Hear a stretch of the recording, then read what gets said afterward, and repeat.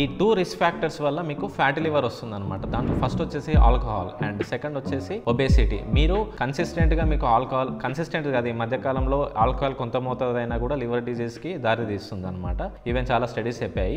So మీకు alcohol habit ఉందంటే మీ liver health చూసుకోండి. సెకండ్ వచ్చేసి మీరు ఉండాల్సిన బరువు కన్నా 5 కిలోలు 10 కిలోలు 20 కిలోలు ఎక్కువ ఉన్నారంటే మాత్రం సో మీకు రిస్క్ చాలా ఎక్కువ. అందుకని మీరు ఆల్కహాల్ నుంచి వచ్చే దాన్ని ఆల్కహాలిక్ ఫ్యాటీ లివర్ డిజీజ్ అంటారు. ఒబేసిటీ వల్ల వచ్చే ఫ్యాటీ లివర్ వచ్చేసి మనం చూస్తే non alcoholic fatty liver disease అంటారు అనమాట. సో ఎప్పుడైతే మీరు చాలా మంది ఇంకో అలవాటు ఉంటుంది అనమాట, మందుతో పాటు ఎక్కువ ఎగ్జాంపుల్ చూస్తే బిర్యానీ ఎక్కువ తీసుకోవడం. అందుకనే మీకు బియర్ బెల్లీ ఫ్యాట్ అంటే బెల్లీ ఫ్యాట్ ఉన్నా, మీకు ఎక్కువ బిర్యానీ తినే అలవాటు ఉన్నా కూడా, ఎందుకంటే బిర్యానీ మంచిదే, కాకపోతే ఏమంటే ఎక్కువ ఏదైనా మోడరేషన్లో ఉండాలి. ఓకే.